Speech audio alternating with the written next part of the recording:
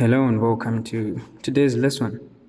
So in today's lesson, we are going to look at quantum atomic theory. So what is quantum atomic theory? So quantum atomic theory is a theory that it focuses on describes the behavior of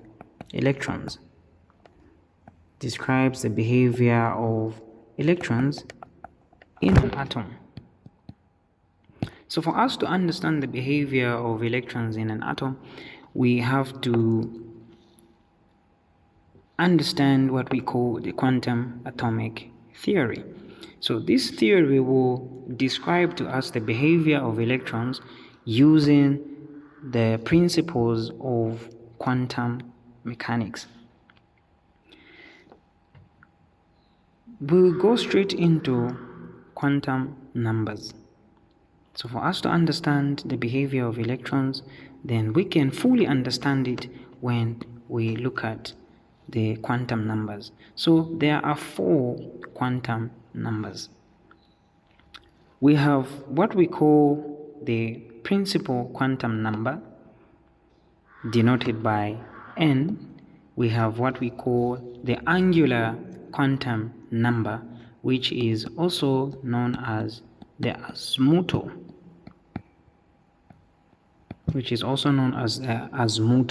quantum number. Then the third one is known as the magnetic quantum number, which is denoted by m sub l. Then the last one is known as the spin quantum number, which is denoted by capital M, then sub s. Let's go straight into the first quantum number, which is the principal quantum number. The principal quantum number describes the energy level of the electron. So it describes the energy level of a particular electron inside an atom. And for us to have a clear picture, we can look at the Bohr model. So the Bohr model, considering this to be the nucleus of an atom, we're going to have the first energy level denoted by n is equal to 1, the second energy level denoted by n is equal to 2, the third energy level denoted by n is equal to 3. Now, what is so special about this n is that it is supposed to be a positive integer. So the n is supposed to be a positive integer ranging from 1 all the way up to 5, 6, 7, considering those atoms or electrons in ground state. Then this n can never be 0. So this n can never be 0. So it starts from 1 going up. So it's a positive integer. Then what does this also entail? Again, this n denotes that the higher the n, which is the principal quantum number, the further away the electron is from the nucleus. So if we're looking at electrons here and electrons there and electrons there, so the electrons that have a higher, so we look at these as energy levels.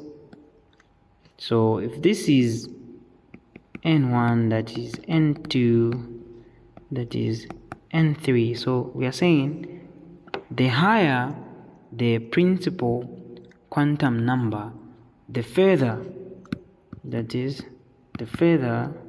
away the electron is from the nucleus of an atom. So what are the key things to consider here? So the key thing to consider is that N talks about the energy level, and then N is supposed to be a positive integer which can range or vary from 1 up to 7. That is considering the electrons in ground states of those particular atoms. Then the second one is known as the angular momentum quantum number, or the azimuthal quantum number. So what this one does is it basically describes the shape of sub-levels. So what do we mean by the shape of the sub-levels? That is within, so this is within an energy level. Then we are saying this is denoted by small letter L. So this L is supposed to be less than or equal to n minus 1. So this is the relationship between the principal quantum number and the angular quantum number. So what does this really mean? So if our n is equal to 1, it means that our L is going to be 0. Then if our n is equal to 2, then our L is going to be 1. Then if our n is equal to 3, our L is going to be 2. If our n is equal to 4, then our L is going to be 3. Now, we are saying L can be less or equal to n minus 1. So, meaning that this can equally be as 0, 1. Then this can be 0, 1, 2. Then this can translate to 0, 1, 2, 3. Now, there is also another important thing that we have to consider. So L represents the shape. So we need to understand this shape. So in terms of shape,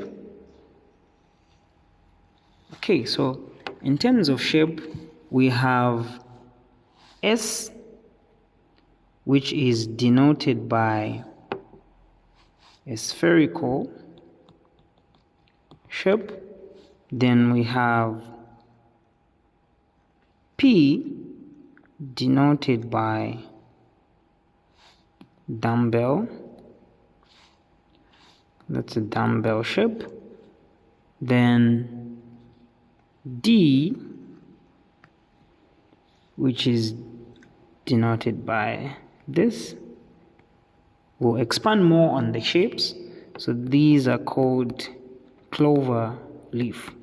And then we have F, which is a bit more complex, but looks something like this.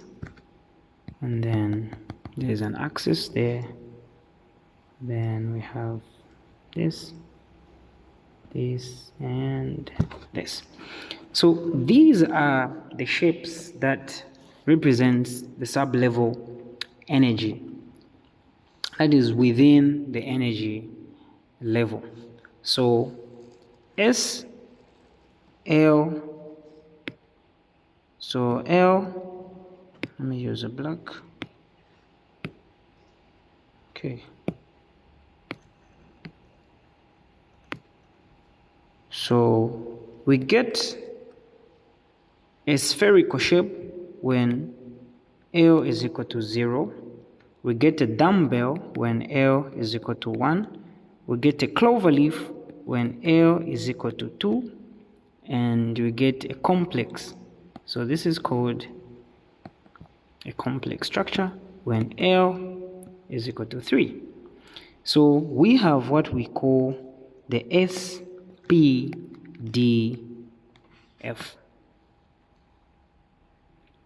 So when we go back to the relationship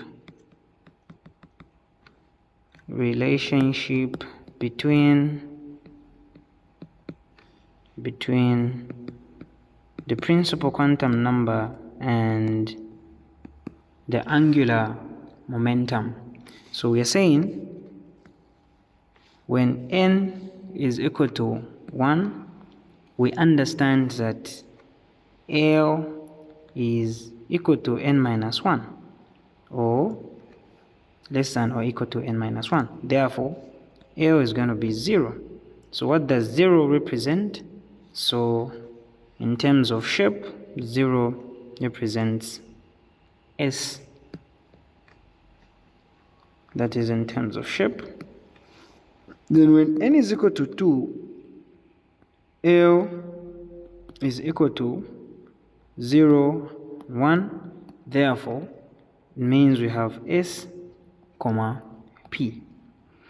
Then when the energy level is 3, then L is equal to 0, 1, 2. 0 represents S, 1 represents P, then 2, when L is equal to 2, that represents D. Then when n is equal to 4, L is equal to 0, 1, 2, 3. So 0 represents S, 1 represents P, 2 represents D, then 3, according to what we have here, represents F. So these are called orbitals. Those are called orbitals. So basically, that is the relationship between the principal quantum number and the angular quantum number. What are orbitals? Let me use this. So what are orbitals? So basically orbitals are, we can just say it's a zone or a most probable location to find electrons. So these are the letters we use to represent what we call atomic orbitals. We can move and look at the third quantum number.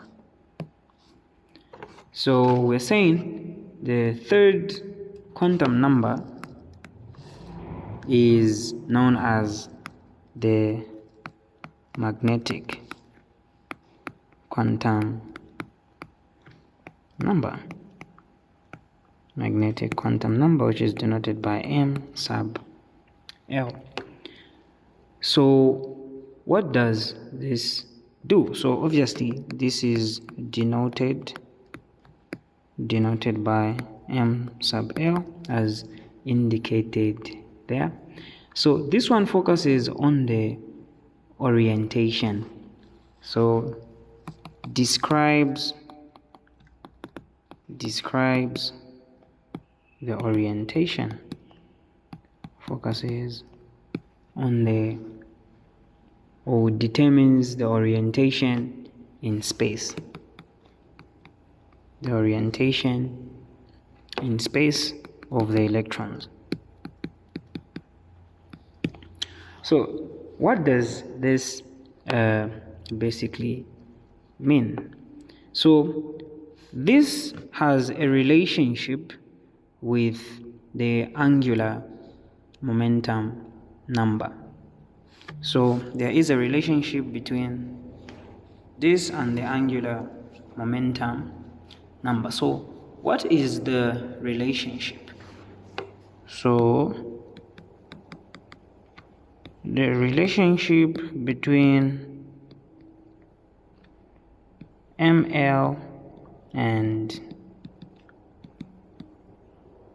angular is denoted by L negative less or equal to ML less or equal to L positive. So what does this mean? So this basically means if my L is 1, then my ML is going to be -1, 0, then 1. If my L is 0, then obviously my ML is 0. If my L is 2, this means that my ML is going to be -2, -1, 0, 1, 2. So basically this describes the orientation in space of the particular electrons. So let me just give an example. So in a case where we are given 2p, just an example. So in this 2 represents n. Then if my n is equal to 2, what is my L? So I understand that my L is equal to n minus 1. Therefore, my L is going to be 1. So if my L is going to be 1, then my ML is going to be -1, 0, and 1. So this basically means that I have 3 sub-levels. That is for my ML, which is -1, 0, and 1. In a case where I am given something like a 3D, so a 3D, this represents my n, so my n is equal to 3. Then my L means n minus 1, which is 3 minus 1, giving me 2. Then my ML is going to be 2, -2, -1, 0, 1, 2.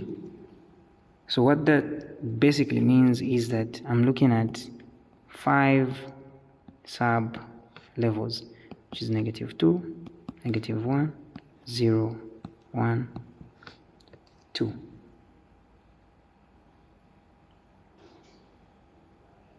So there we have 5 orbitals available in that particular atomic structure. Then the last one, which is known as the electron spin, quantum number denoted by m sub s. This talks about the spin, or describes the spin direction of an electron, obviously in an atom. And the spin direction of an atom can either be an up spin or a down spin. So an up spin is denoted by half positive, a down spin is denoted by half negative. So an electron can either spin in a clockwise direction or a counter clockwise direction. So there can only be two directions in terms of spinning. It's either an electron is spinning in a clockwise or it's spinning in a counter clockwise. I can give an example to say, can we identify the 4 quantum numbers of this particular question? So in this question, my n is equal to 3, my L is going to be 3 minus 1, which is a 2, my ML obviously is going to be -2, -1, 0, 1, 2. So this means I have 5 atomic orbitals. Then to arrange these electrons, we'll use what we call the Hund's rule. So what the Hund's rule states is that we fill each respective orbital singly before we do a doubly allocation. So I have 8 electrons, meaning I'll do 1, 2, 3, 4, 5, and 6, 7, 8. So in this case, if I want to understand my spin for the 8th electron, I will say my electron spin for this particular electron is negative. See you in the next video.